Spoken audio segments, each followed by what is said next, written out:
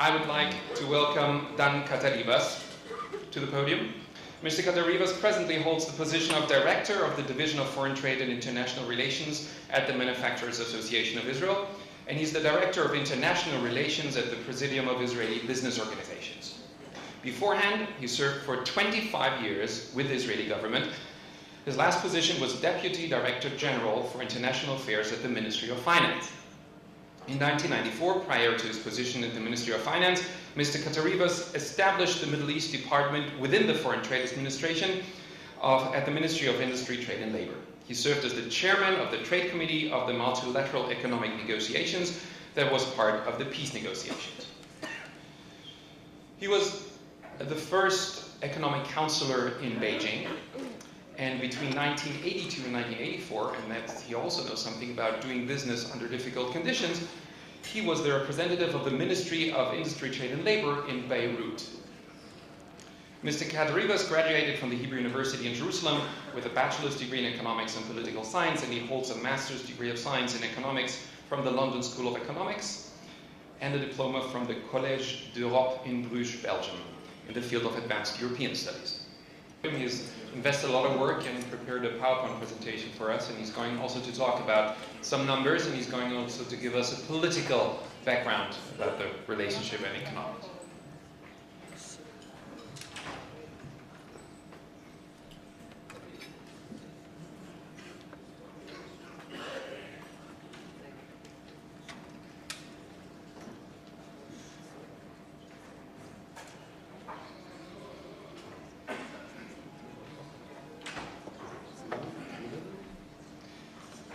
Okay, well, until the slides will come up, what I'll try to do very briefly is just really to get just an overview of where we are, economically speaking, with the EU. The figure, Mr. Bosch has mentioned some of them, but I'll try to zoom in a little bit more. And I would like also to refer to the words of the ambassador. I just came back from Brussels on Friday and had interesting discussion there on the SPP, the Special Preferential partnership, and it's quite interesting because definitely as a private sector we're trying to see what we can take out of that and what is the meaning of that.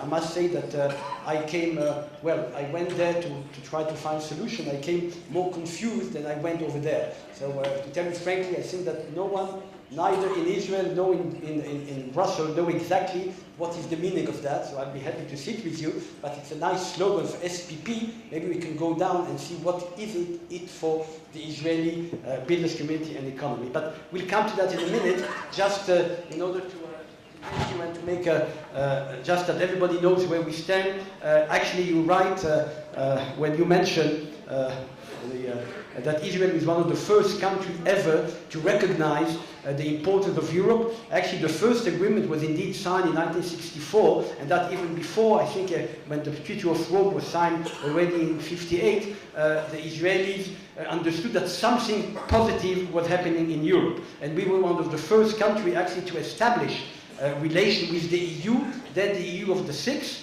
And therefore, I think that you couldn't say that Israel governments, all governments, were very much very excited by the European construction and the European attempt to actually move from the state of the Second World War, the destruction, into reconstruction. And by the way, just to remind you that reconstruction, although there was some attempt to do it politically at that time with West European Union, but after that, the Europeans decided, let's start with economics, and then let's politics later on. I mean, that was the reality, and actually politics is now taking a much larger place in the European construction, but don't forget that it all started with economics, with the coal and steel community, with the common market, with the Euratom, meaning that I think that the Europeans understood that in order to create confidence, you have actually to do it through the economic field. I'm putting an emphasis on that because I think that this is exactly where the EU is mistaken in their attitude here in the Middle East. And as I was asked to be a bit controversial, I think this is the major problem.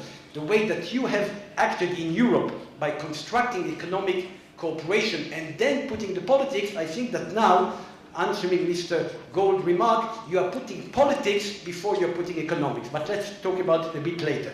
In 1975, we actually signed a free trade agreement that was actually the first really very large agreement that covers all the industrial product. All Israeli goods will enter the EU without tariff, and gradually the product from the EU will come into Israel, and also there will be a dismantling of the tariff. And this is definitely the basis of the economic ties between Israel and the EU. The Barcelona process is again an attempt of the EU to develop a Mediterranean policy, because obviously the EU is preoccupied with what's happening in its neighborhood, and Barcelona was the place where the Barcelona process was launched. The idea was that by 2010 all the Mediterranean countries will actually have a free trade agreement between them and the EU. I don't want to enter into, later on there was Mr. Sarkozy came up with the Union pour la Méditerranée. That mixed a bit the problem. Are we talking about how is the connection? But this is already internal politics. In Europe, we are also a member of the Union pour la Méditerranée, and definitely we have a stake in having the whole region of the Mediterranean region living in peace and prosperity. In 2000, a new type of agreement was signed called Association Agreement. This is still the agreement that we are actually dealing with the EU. This is a much larger type of agreement, not only economics, it has some also other chapters, some political chapters, some social chapters, and this is the basis of the relation between Israel and the EU.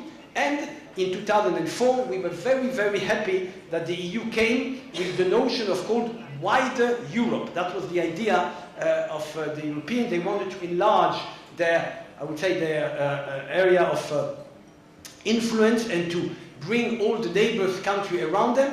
They changed the name after that because the Russian, when it was offered to the Russians to become part of wider Europe, so the Russians said maybe you come part of wider Russia. So actually they changed the name. I mean, you see 2004 already they had some vision, but actually, so it was translated into what is called neighborhood policy. There is the Eastern neighborhood policy, the Southern neighborhood policy.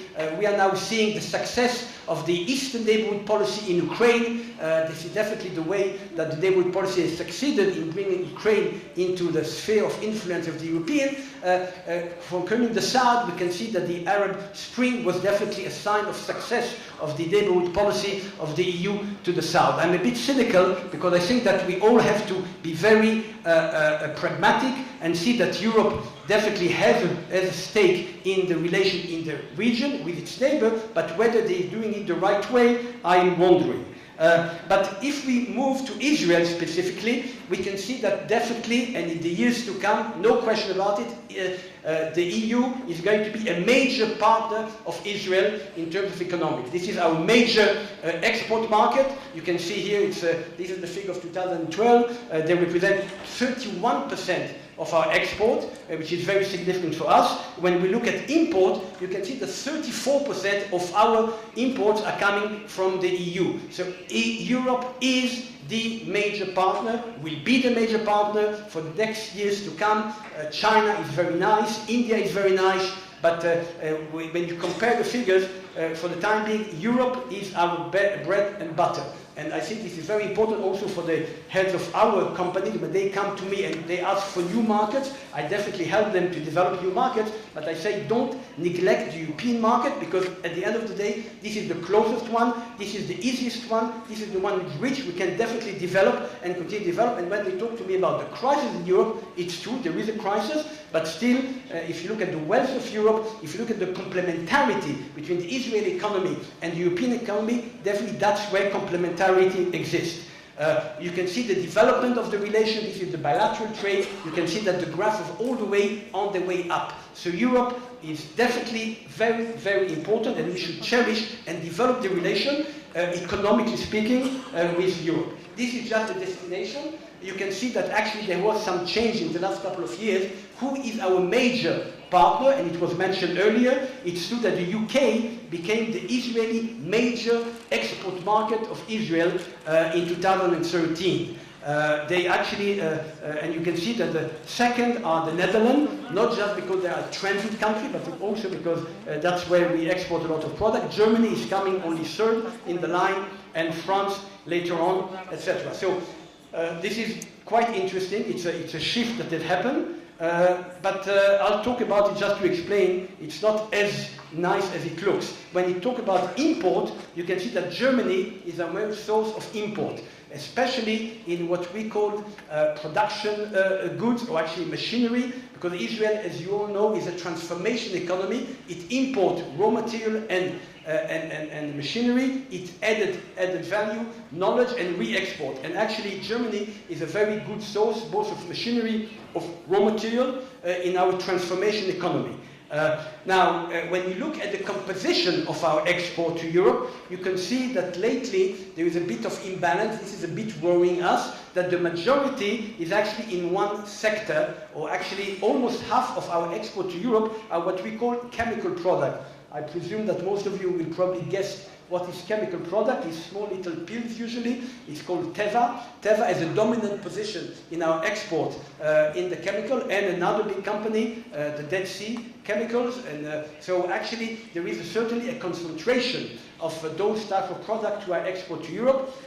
I know that my colleague Saul is going to talk about United States and maybe the comparison. When you compare the profile of our export to Europe compared to the United States, is totally different.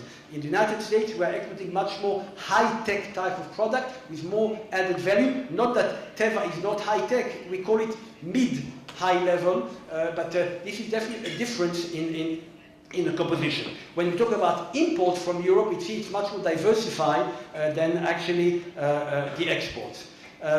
What is worrying, and there was a piece in Haaretz this morning that was actually reflecting that, is that there is too much concentration of our export, by meaning that here you can see that the blue line, I don't want to take you too much in economics, but the blue line is actually the 5 top product that you can see are exported, and so you can see the line on the right hand side. This is Britain, where actually most of the export to Britain is done by 10 companies, okay? And this is really growing because we have to diversify more our export, and this is where the SMEs, small businesses, have to be encouraged to do export.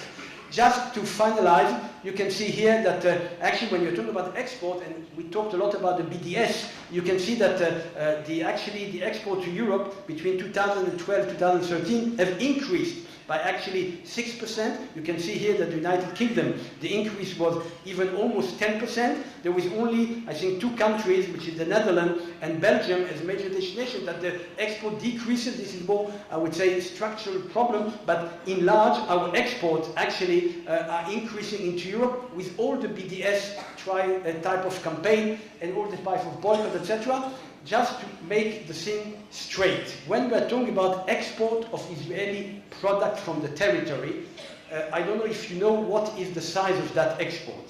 Okay, we made the analysis.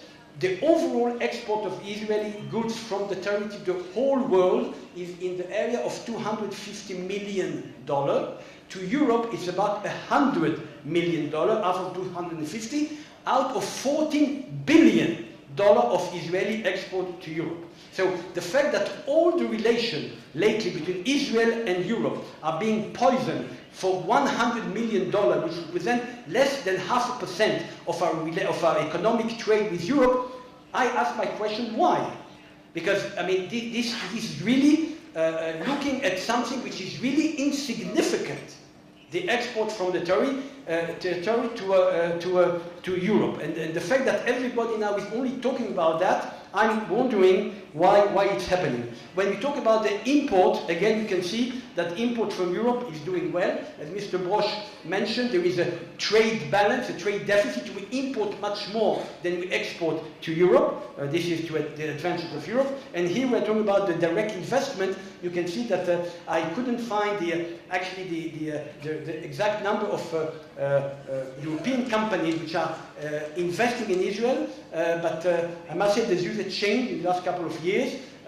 There's more and more European companies which finally have understood that something economically good is happening in Israel, and they should separate from the economics and the politics. You mentioned Turkey. The trade with Turkey in the last 4 years has been actually increasing, regardless of the, I would say, not so good political relations with Turkey. I think that Europe also is a good example where you can have mature economic community on both sides that can leave the politician aside and continue to do trade. So I would definitely challenge the Commission and challenge the external service that if they want to play a positive role in the relation here in the region, they could definitely, again, use maybe some of the American model by encouraging Israeli-Palestinian cooperation, and instead of coming with a stick, use more the carrot thing, but I think that maybe during the panel we can enlarge on that. Thank you very much.